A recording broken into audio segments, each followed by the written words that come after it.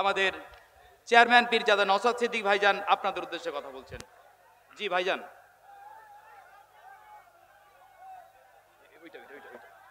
Hello, এক minute. জি ভাই, এই এক মিনিট ভাইজান, আরেকবার বলুন। আপনারা শুনতে পাচ্ছেন আমাকে?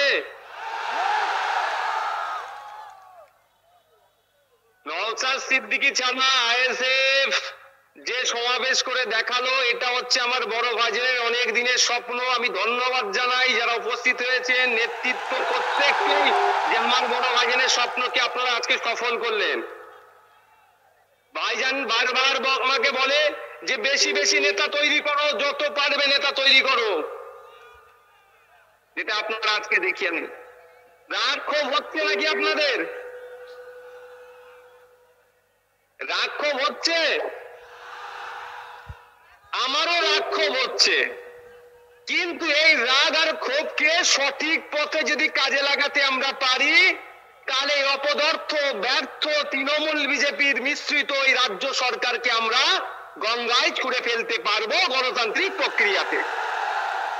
তোমাদেরকে এই রাগ আর ক্ষোভটাকে ঠিক সঠিক জায়গায় সঠিক সময়ে কাজে লাগাতে হবে।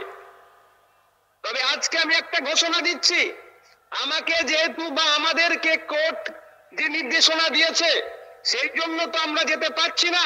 আমার বড় ভাইজান যেতে চেয়েছিলেন, আমি তাকে অনুরোধ করে আটকে দিয়েছি। তাকে বলেছি চলুন দুই ভাই মিলে 2026-এ ব্রিগেডে যাব, রাজ্য সরকারকে ওখান থেকে ভূমিষ্ঠ করব গণতান্ত্রিক প্রক্রিয়াতে। 2026-এ আমরা ব্রিগেডে আসছি এবং আমাদের দলের প্রতিষ্ঠাতা প্রাণ পুরুষ পীরজাদা আব্বাস সিদ্দিকী ভাইজানকেও আমরা সাথে নিয়ে ব্রিগেডের ময়দানে আসছি। আপনারা আসবেন তো? আজকে আটকানো হচ্ছে কেন আইএসএফ কে? আইএসএফ এর অপরাধ কি? আইএসএফ এর অপরাধ হচ্ছে দলিত, আদিবাসী, পিছড়ে বর্গের হিন্দু, মুসলমানের হয়ে কথা বলছি আমরা। আমাদের অপরাধ এটাই, জলজমি জঙ্গলের যে স্বাভাবিক অধিকার আদিবাসীদের, সেটা কেড়ে নেওয়া হচ্ছে। দেউচা পাচামিরে আদিবাসীদের অধিকার কেড়ে নেওয়া হচ্ছে। এর বিরুদ্ধে বলার জন্য ওয়াকফ সম্পত্তি কেন্দ্রের বর্বর সরকার কেড়ে নেওয়ার চেষ্টা করছে অ্যামেন্ডমেন্টের নামে, তার বিরোধিতা করার জন্য আমাদের ওপরে এই খাড়া নেমে আসছে। আমাদেরকে আটকানো হচ্ছে কেন? আমরা জাত ধর্ম বর্ণ নির্বিশেষে যে আইএসএফ প্ল্যাটফর্ম তৈরি করেছে, এই ভোটের রাজনীতি যারা করে, যারা ধর্মীয় রাজনীতি করে, তাদেরকে অচিরেই আমরা গণতান্ত্রিক প্রতিষ্ঠার মাধ্যমে তাদেরকে আমরা বিচ্ছিন্ন করব, সেই ভয়ে আমাদেরকে আটকানোর চেষ্টা করছে। যখন কলকাতা হাইকোর্টে যখন এই বিষয়ে মামলা চলছে, আমার কাছে খবর আসলো ইনডোর নেবেন না আউটডোর নেবেন। আউটডোর নিলে নাকি আপনাদের কজনকে বাইরে থাকতে।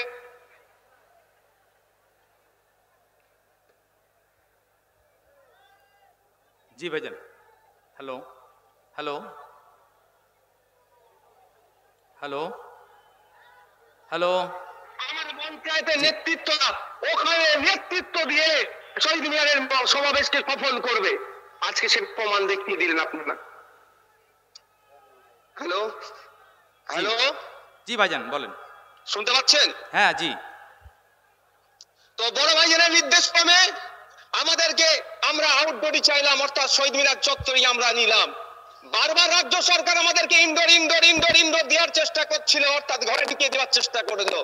আর এর আইএসএফ তৈরি হয়েছে যারা ঘরের মধ্যে ঢুকে আছে, তাদেরকে ঘর থেকে বাইরে বার করে তাদের অধিকারের কথা বলবে বলেই ঘরে ঢোকার জন্য আইএসএফ তৈরি হয়নি। আইন বিচার ব্যবস্থার প্রতি মান্যতা দিই। দুর্ভাগ্যের বিষয়, সিঙ্গেল বেঞ্চের অর্ডারকে আমরা চ্যালেঞ্জ করে ডিভিশন বেঞ্চে গেলাম, কিন্তু ডিভিশন বেঞ্চ ওটা আগামীকাল ডেট রেখেছে। চলো, তারপরেও বলছি বিচার ব্যবস্থা জিন্দাবাদ, বিচার ব্যবস্থা জিন্দাবাদ। যারা বিচার ব্যবস্থা নিয়ে ছেলেখেলা করবে তাদের বিরুদ্ধে আমরা সময় দরকার লাগলে স্লোগান তুলবো, কিন্তু বিচার ব্যবস্থাকে আমরা জিন্দাবাদ বলবো। সকাল বিকাল শুভেন্দু অধিকারী, সুকান্ত মজুমদাররা ঘরে অস্ত্র রাখার নিদান দিচ্ছে, মুসলমানদের বিরুদ্ধে কথা বলছে।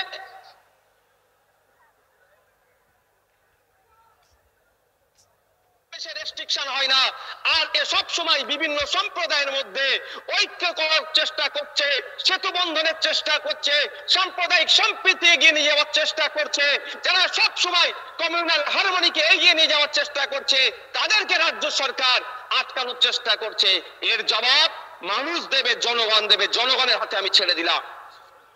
বন্ধুগণ, দুর্ভাগ্যের বিষয়, আমি আজকে ওখান থেকে দাঁড়িয়ে বলতাম, আমি ভার্চুয়ালি আজকে বলছি, সারা রাজ্যে যখন মাদ্রাসাতে জঙ্গি বলে যখন এক শ্রেণীর মিডিয়া দেখে দেওয়ার চেষ্টা করছে, আমাদের রাজ্যের অভিভাবিকা মাননীয় মুখ্যমন্ত্রী কেন চুপ মুখ বুজে সহ্য করছে, এই প্রশ্নটাও আজকে রেখে দিলাম আপনাদের কাছে। কারণ তিনি আমাদের রাজ্যের অভিভাবিকা, তিনার প্রেস কনফারেন্স করে বলা দরকার ছিল যে না, তোমরা যারা মাদ্রাসায় পড়াশোনা করো বা যারা মাদ্রাসা শিক্ষার সাথে যুক্ত আছো, আমি রাজ্যের অভিভাবিকা হয়ে বলছি, তোমরা চিন্তিত হবে না, মাদ্রাসায় কোনো জঙ্গি কার্যকলাপ হয় না। কিন্তু দুর্ভাগ্যের বিষয়, এ কোনো বক্তব্য দেখলাম না, বরঞ্চ ক্রমশ মুসলমানদেরকে ভয় দেখানো হচ্ছে। দলিত আদিবাসী নির্বিশেষে সকলের উপর অত্যাচার হচ্ছে। আদিবাসী হওয়ার জন্য, তার ধর্মীয় পরিচয় থাকার জন্য তাদের উপরে অত্যাচার হচ্ছে। কদিন আগে উত্তরপ্রদেশে দলিত শ্রেণী হওয়ার জন্য বাইক ইজ ওভার